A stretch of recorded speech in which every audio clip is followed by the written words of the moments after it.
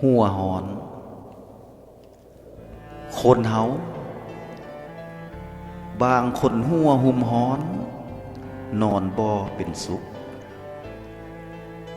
อุกอังตามตนโตสันเส้นหน้าวเนื้อทื่อขิงไข่เย็นกายหัวหุมเพิ่นว่าอุณหภูมิแห่งฮ้อนในเนื้อบ่สบายนี่แล้ว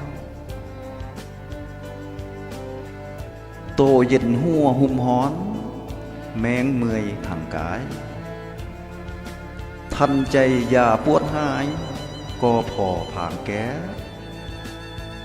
เพียงแต่ซ่องสามมือ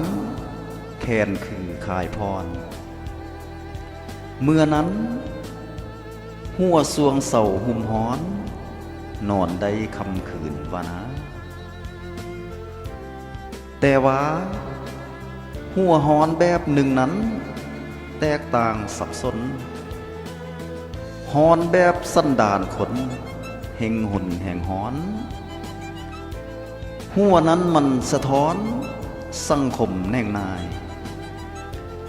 เพิ่นว่าหัวนั้นหับบ่ได้หัวฮ้อนเสื่อมเสียนั้นนะหัวนั้นผิดทึกเคลียบ่ได้กวนก่อลามไหลบ่ตึกตองตามไผลวงเลยแห่งฮ้อนลูกลามไม่เหมือนมีไฟอ้อยโอ้น้อ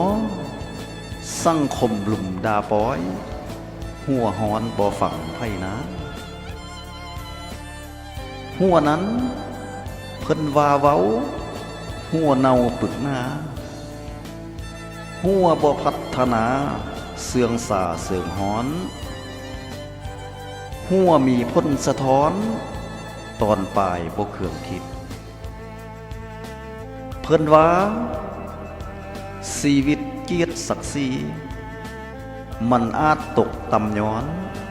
เพราะหัวฮ้อนลืนคนนี่แล้ว